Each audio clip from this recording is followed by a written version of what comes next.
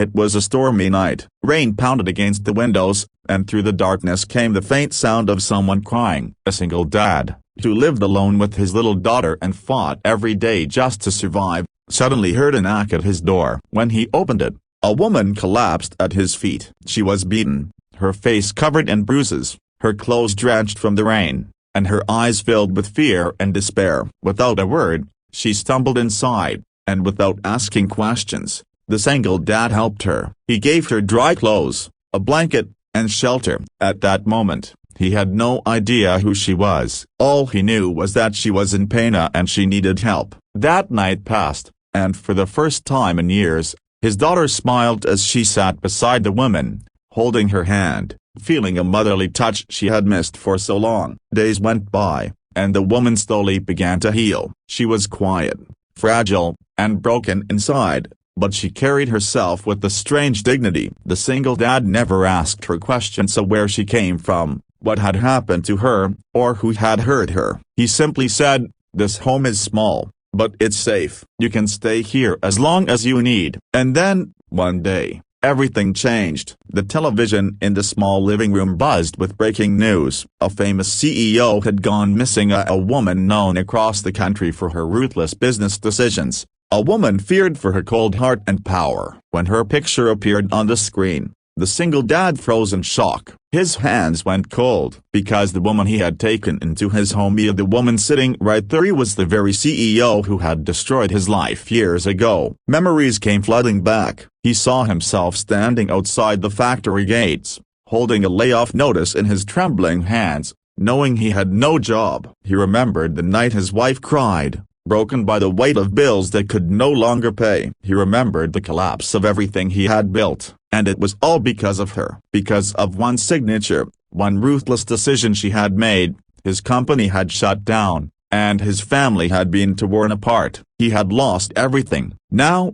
here she was, broken and beaten, sitting in his living room. For a moment, the room was heavy with silence. The woman lifted her head, tears streaming down her bruised face, and whispered, "You know who I am. If you throw me out tonight, I won't blame you. Maybe I deserve it." The woman who once thought she controlled everything is now at your mercy. The single dad's fists clenched. His heart burned with anger, with memories of pain and loss. Every part of him wanted to scream, to throw her out, to let her taste the suffering she had caused him. But then, he looked at his daughter. She was standing beside the woman, smiling softly, her little hand resting gently on hers. In that moment, something inside him broke, not with hatred, but with humanity. He took a deep breath and said quietly, "I didn't bring you inside because of who you are. I brought you inside because you're human. Because you needed help." The woman's tears fell harder. For the first time in her life, the powerful CEO who had ruined countless lives felt truly powerless. And in front of a man who had every reason to hate her, she saw forgiveness. That was the night when the mighty bowed before the humble, and the woman who had once destroyed him realized that true strength was never in money, or power, or control. It was in kindness. The rain did not stop that night, and neither did the storm raging inside Daniel's chest. Daniel, the single dad, sat by the edge of the small couch in the dim light, staring at the woman who now rested under a blanket. His daughter, Emily, had curled up next to her, holding her hand as if she had known her forever. It was strange, almost unsettling, how children could sense pain and offer comfort without words. Emily had lost her mother years ago, and since then she had always looked at other women with longing eyes. Now, resting beside this stranger, she looked peaceful. Daniel's mind, however, was far from peace. He could still see the moment on the television replaying in his head of the breaking news, the name, the image of her in perfect corporate dresses,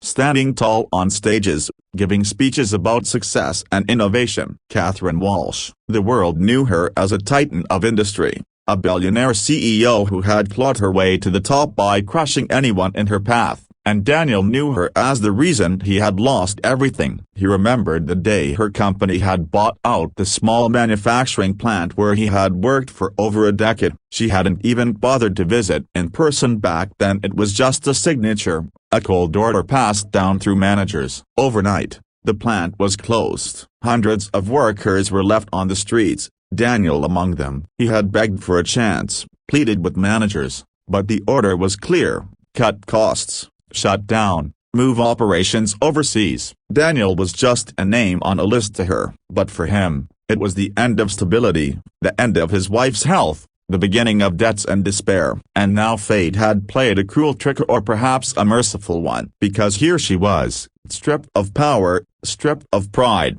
sitting in his home with nothing but wounds and silence. Daniel leaned back in his chair and closed his eyes, but sleep refused to come. All night he wrestled with thoughts. He could throw her out. He could call the news, expose her, let the world see the once powerful CEO at her weakest. He could take revenge for every sleepless night, every tear his daughter had shed. But when he looked again at Emily, he knew he couldn't. Revenge would make him no different than the world that had already crushed him. Morning came, soft and golden through the cracked blinds. Emily's laughter was the first sound that filled the room. She was helping the woman, Catherine, eat a simple breakfast of bread and soup. Catherine's hands trembled as she lifted the spoon, but her eyes softened as she looked at Emily. It was as if the walls around her heart were breaking down brick by brick. For days, Catherine stayed quiet. She never spoke about where she had been or why she had been beaten. She avoided questions, and Daniel never pressed. He had learned in life that sometimes silence carried more truth than words. He simply gave her space, and in return, she began to notice the little things. The way Daniel worked 2 jobs, repairing cars during the day and delivering packages at night. The way he cooked for his daughter no matter how late he came home. The way he tucked Emily into bed and kissed her forehead, whispering, "Daddy's here, don't worry." It was a different world for Catherine. She had lived in glass towers, penthouses, and boardrooms, surrounded by people who feared her name. But here, in this small house with peeling paint and broken furniture, she saw something she had never known: love, raw and unselfish. One evening, Emily asked a question that silenced them both. "Daddy, will she stay with us forever? I like her. She feels like a broken bar, like a mom." Daniel's heart twisted. He looked at Catherine, and for the first time, their eyes met without anger, without fear. There was something fragile there, something neither of them could name. But just as Daniel began to accept her presence, just as Emily grew more attached, the truth pressed heavier on his chest. He couldn't hide from it forever. She was still the CEO who had ruined him, and she didn't know yet that he knew. The question clawed at him: should he tell her? Should he let her know the pain she had caused? Or should he let the past die in silence, the way he had let so many dreams die before? That night, while Emily slept, Daniel finally spoke. His voice was low, rough from years of carrying weight he never wanted. "I know who you are, Catherine." The room froze. Catherine stiffened, her spoon slipping back into the bowl. Slowly, she raised her eyes to meet his. There was no denial in them, no surprise, only shame. "I figured you did," she whispered. "I saw it in your eyes the moment the news came on." She set the spoon down and folded her hands in her lap. "Then why did you let me stay? Why did you help me?" Daniel looked at her for a long time. His jaw tightened, his fists clenched at his sides. He wanted to pour out his anger,